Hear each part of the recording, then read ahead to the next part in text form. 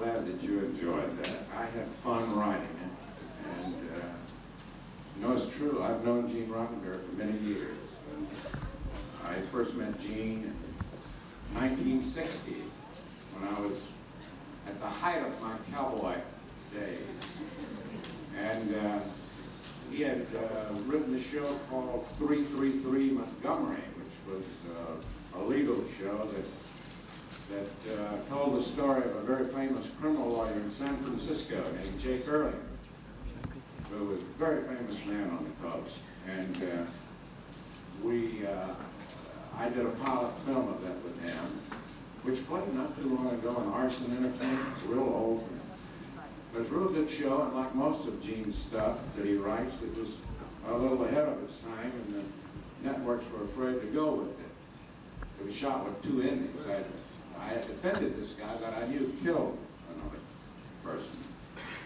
And at the end of the show, he comes to me or something like to shake hands with me for getting him off with a sentence of some sort.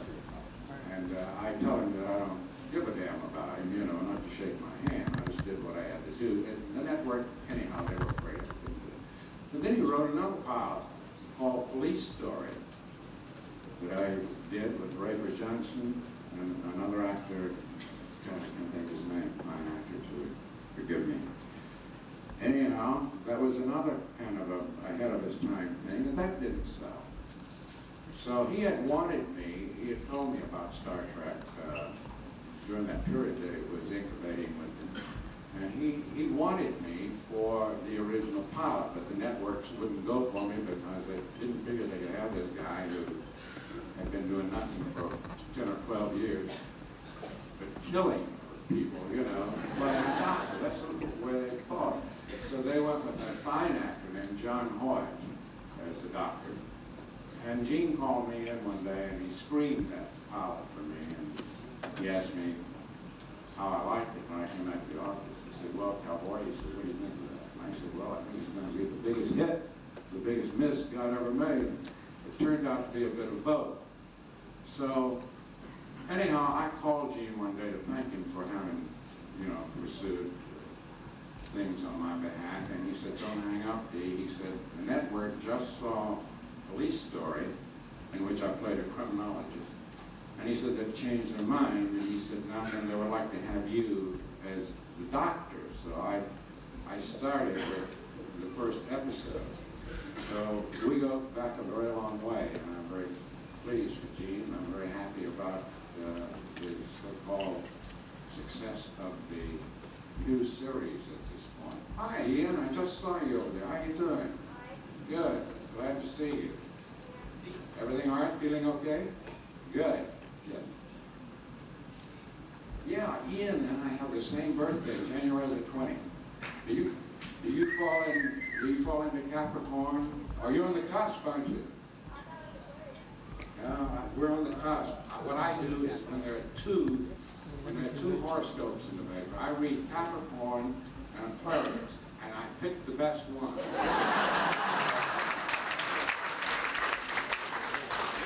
Very nice to see you here. So, anyhow, that was the story of my beginning with Star Trek. Do you have a question so that you would like to ask? Perhaps I can answer. Yes.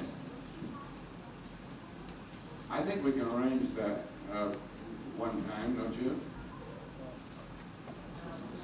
She would like to shake my hand.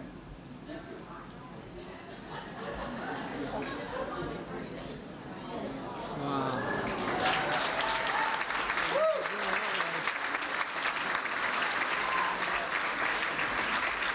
Never gonna wash your hands. You don't make much money doing this, but you got a few perks. Yes.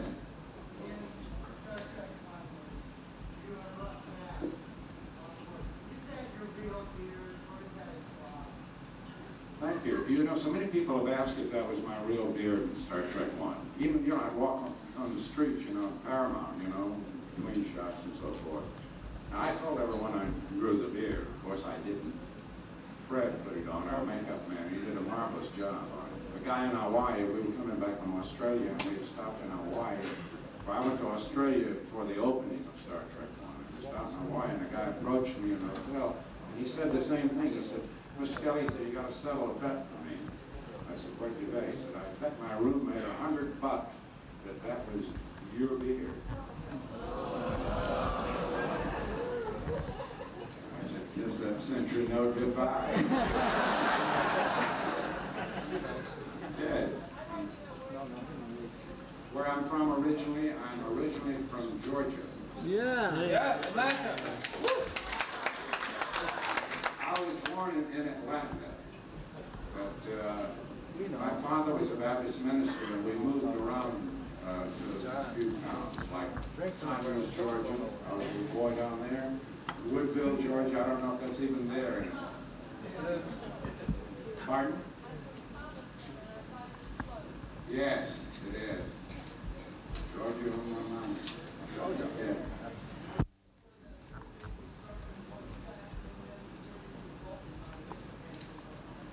I was turned into a Vulcan by the makeup man on the Star Trek line.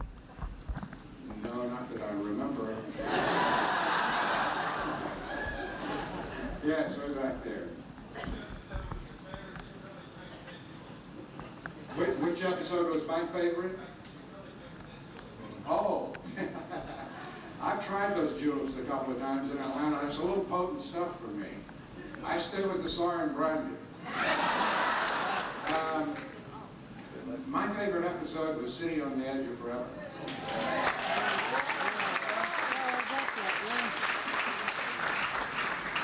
I thought that was the best ensemble piece. And we, of course, had the privilege of seeing it uncut with no commercials. And uncut, it was really a beautiful piece of film. Closed and had a very emotional, dynamite ending. Joan Collins was in there. Yes. Yes, in the yellow shirt. What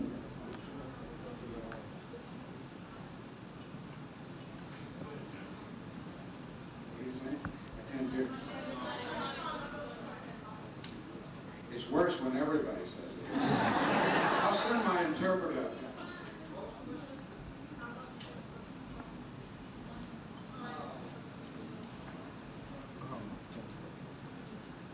He won't let me do that because if I sign something for you, then I will, have not signed something for somebody else. And as I explained yesterday, I want to be real honest with you and tell you why I don't have an autograph session. I did a couple of conventions where I did autograph sessions.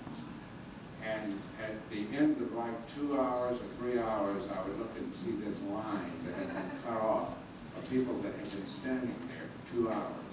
So eventually, I found, in both cases, people were alienated.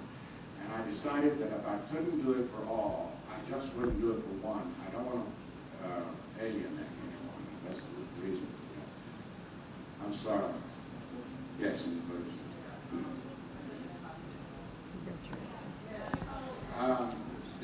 These poems come out of creation conventions in New York, Adam Mail. And I don't have his address, but it's published in Starlog.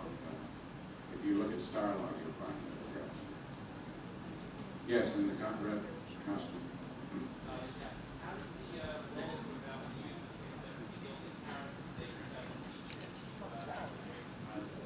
How did they, for Admiral McCoy, that was quite by accident that I did the old Admiral and the young generation. I ran into Dorothy Fontana one day at Paramount, and she said, I want you to read something. So she handed me this, and I had turned it down. And so Gene Roddenberry called me, and I had lunch with Gene, and I don't know, I got to thinking about it, and I thought how much Gene had meant to me in my career, and that I thought it would be a great way of kind of paying him back for all the good things that he had done for me in my time. So I went in and did the Admiral. That's the way it came about. Yes, way back there in the gray sweater, yes. You.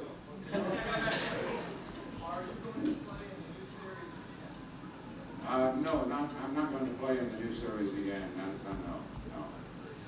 I don't know what their plans are. We're just going with the movies, I guess, until they move us out completely. Yes. My opinion, unfortunately, I have only seen one episode, and that was the one that I did. And I lost the story on that. I was trying to explain it to Carolyn, and I got lost. But I don't know, from what I saw, I thought they put a lot of production value in it. And I don't know, no one can say what is going to happen to the series. I think that most of you are probably so starved for some regular science fiction that it has a chance of being quite a success. In my opinion, if the chemistry of the people work together well, it will have a great deal to do with the success of that show. That is something that happens almost accidentally when people fall together, personality-wise, that can work together on the screen. And if those kind of relationships, and you find yourself warming to your heart, why then it has a good chance. You can have a hell of a story, and the people don't blend properly together. There's something missing. But, no, it seems to be on its way to doing very well. Yes, the lady that's going to be in my office for a method examination in 1 minute. No, it's not your neck. Look behind you. The lady in the brace. Yes.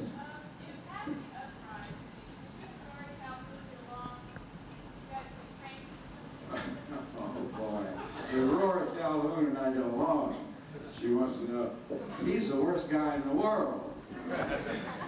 I told us yesterday, I'll tell you, during a patchy uprising, there's always some. I did a couple of free films with Roy, and he never stops. He's very mischievous and always playing those corny jokes, you know. I was sitting one day in my chair waiting for him to come by and join us for a scene or something, and I was reading as he came by, and he had a cup of coffee in his hand, and he accidentally, on purpose, tripped. He was with Chill Wills, and coffee poured all over my boots, and I went, he said, oh, I'm so sorry, Dee, I'm so sorry. And he just kept going. Later on during the day, I hear this big sneeze from behind me. I feel this wet on my neck. And I look around, there's Rory standing there with a coffee cup. He had dipped his fingers in it and sneezed. And I happened to see the maintenance man who was cleaning up after the horses. This was in the wintertime, it's a true story. And we had little canvas dressing rooms with electric heaters in them. We were on location last time. And those little canvas rooms get very warm, very hot. So I went over to the maintenance man and I handed him a couple of bucks and asked him to do me a favor and shovel out a fresh shovel of that, which he did, and I said, follow me. So we walked into Rory's dressing room, and it had a little bitty closet, you know, and there was just a little curtain in front of it. And I took the electric heater and placed it well away toward the closet. And here was this beautiful sport coat hanging there and flannel trousers over it. And we placed that fresh manure in there. And fortunately, I got off at 3:30 that afternoon, and Rory was still working. He had not been back to his dressing room.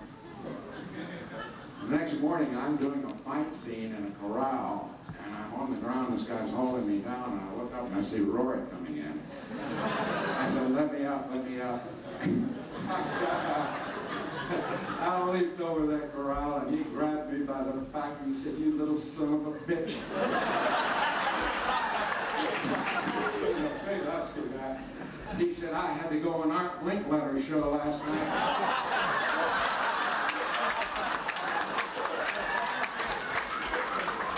He said, I had to take those damn clothes and take them off in the front of my house and drop them on the porch and go in and get showered and rush back. He never played another joke on me.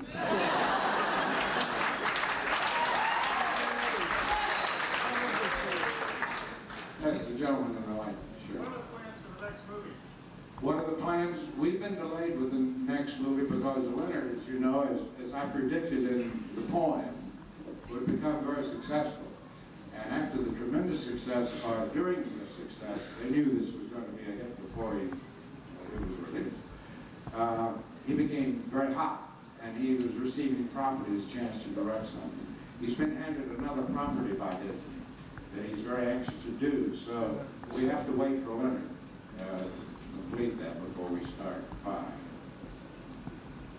Yes, now you again. Oh, well, thank you. I'm glad that you enjoyed the poems. That's great.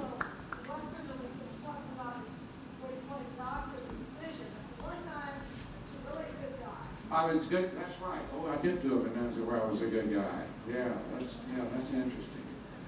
I think I can hardly remember the good ones. Way back there.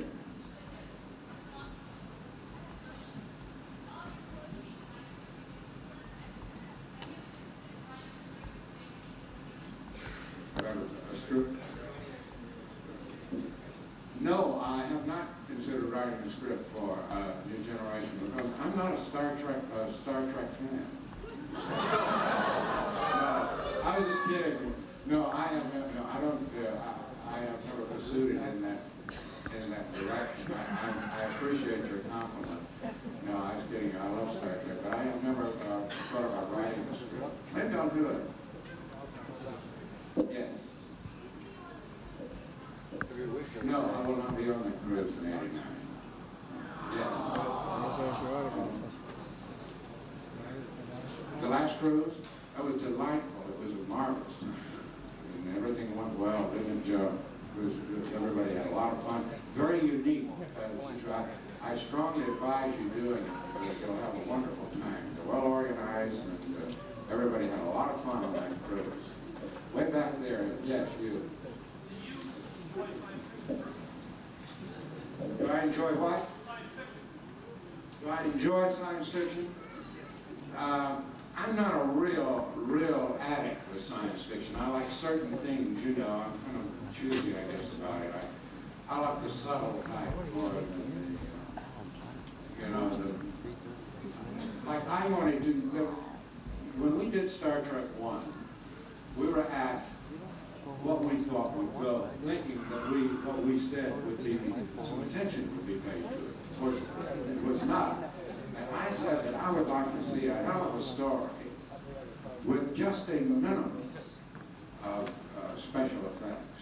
You know, where they just pop in very surprisingly and something kind of out of the ordinary for that time. 4 had a lot of that kind of a thing in it. That's the type of science fiction that I enjoy most. Yes, in the white shirt there. Yes. Oh, God, yes.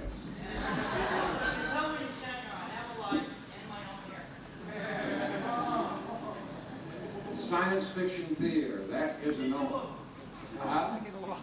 Yes, I did, and I forgot, and I thought I did one. You're right, I did too. So I was into science fiction for one. I was doing it and didn't even know I was doing it.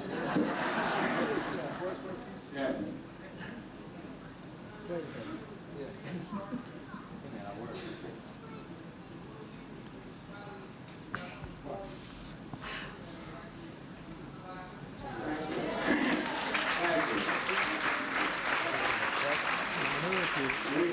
We had a great deal of fun doing that scene together, Scotty and I did, in the plexiglass factory.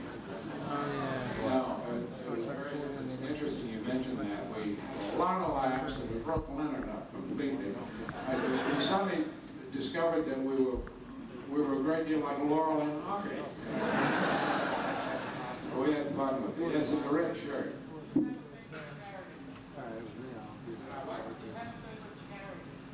Yes, I do. My favorite charity is the North Shore Animal League.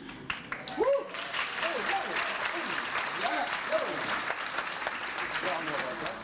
I've been fortunate enough that Sue Keenan, who has a club for me, she's raised a considerable amount of money for that charity. And it's a very worthwhile organization. I had the pleasure of being there about 3 months ago and visiting that place, and it's absolutely remarkable what they do with animals. Way in the back, yes, in the black and red shirt. What advice would you have for aspiring young actors wanting to get into movies? What advice do I have for starving young actors such as yourself? Aspiring.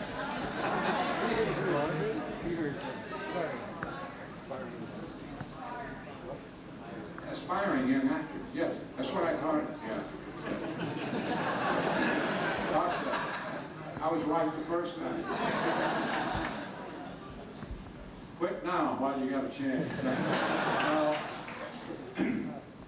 I don't know today how I would advise a young actor, or what I myself would do today. The nature of the business has changed, so my advice would be to get all of the experience you possibly can located where you are. If there is a neighborhood theater, a guild of some sort that you can learn and work with, that would be the first thing. That's what I did. I was in Long Beach, California, and I joined the local players guild. I just kept doing plays down there until somebody saw me from the studios. That's the first thing. And then after you establish yourself to a point or get your confidence up enough, I don't know, I suppose I would trek out to some stock or try to get something going in the stock, even if I start out painting flats and working behind the scenes to get started, that sort of thing. You've got to get in somewhere. And if you start out by painting flats and part of the crew, eventually they'll use you for a small spot here. And you just kind of go from there. It's a long, tough road. But if you have a lot of confidence and if you keep your head on your shoulders in a straight way and say, I'm going to do it, you'll make it somehow. I wish you much luck. Yes. Some of those other shows. But they stopped us, you know. And so, excuse me, Mr. Clinton, what are you about to do? If you want, I'm going to go over and shoot Joe Blow's brains out. Now, what do you want to do that for? They question you right in the middle of the scene. And they say, thank you very much. While we go ahead and get you to do the scene. That's the first time I did it. Now, Hal Wallace saw it and wanted me to do the same role with Burt Lancaster and Kirk Douglas in Gunfighter. But I was doing another movie. Another guy saw it. That was really the first heavy that I had played. So I got another movie off of it, and I had to wait, and Wallace wanted me to go on it anyhow, and I ended up doing Morgan instead of Ike Clanton. They had this guy in it. Now then, along comes Star Trek, and we do Spectre of the God. Gunfighter, Don't Take Corral again. That's the third time. I'm looking forward to doing it as a musical.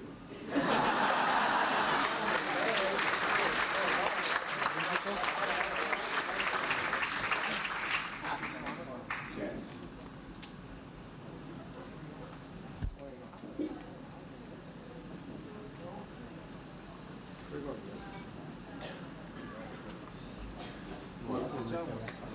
Well, thank you. She hopes Mr. Shatner will allow me some space in Star Trek 5.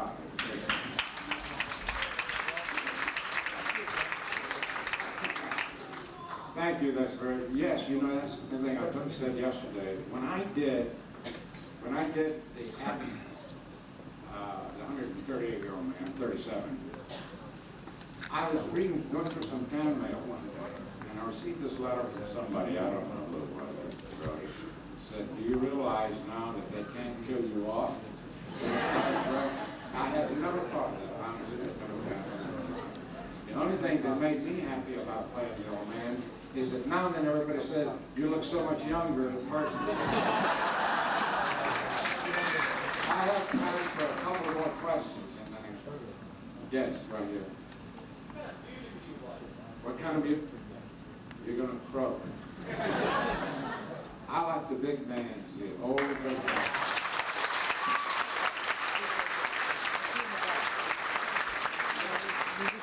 There's some of the new music I do like, some of it.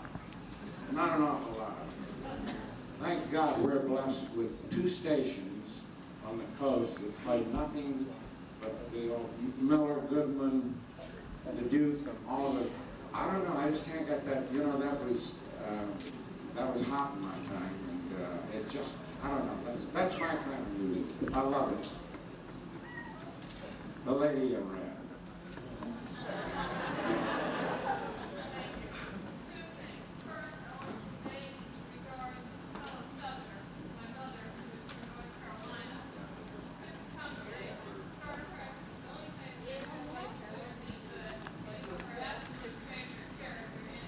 Well, thank you very much.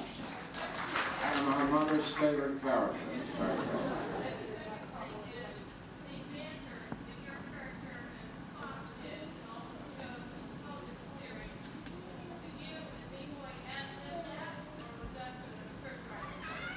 No, at first, a slight confrontation was written into one of the early scripts. And I don't know, I looked at Leonard in a funny way, and Leonard looked back at me, and someone, and the director thought that was amusing. So it was just one little sequence, and I've forgotten which episode it really started in. Then when it was viewed, the people in the dailies said, you know, there's a good thing going here. So they started to write for it more, and so it was more or less built upon that way. And we added every now and then, we'd throw something in, you know, a little different way. Well, thank you so much. It's very kind of you to say that. You've been waiting a long time.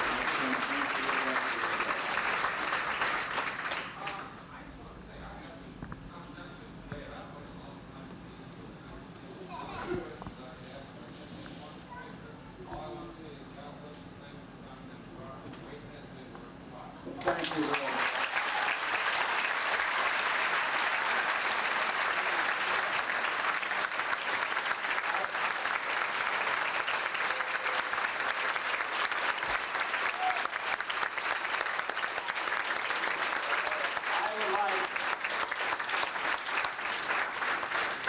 I would like to thank Dee for accepting my invitation to come down to South Florida. So it's, and also, I have two young staff members that want to give them a special present.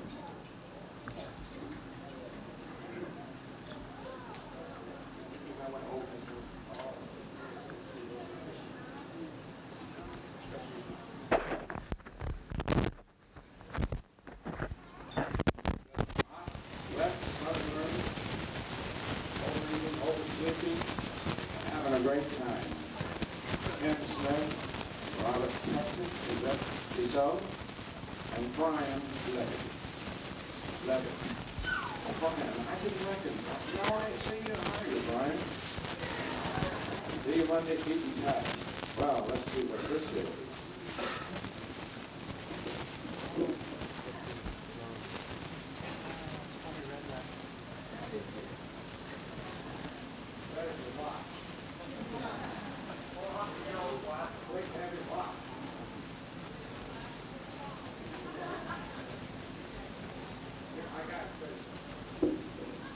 They gave me this cologne, which I like, this Dracar, or whatever it is. Dracar. And just the other day I said to Carol, I said, remind me when we get back, I said, I got to get some cologne. I'm trying to get out of cologne. And you guys must know something. You're psychic, because they know Carol. Thank you very much. I enjoyed this.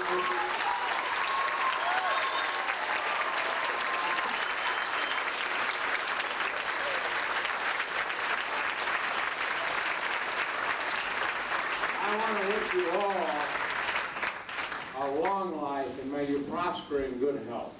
Thank you very much.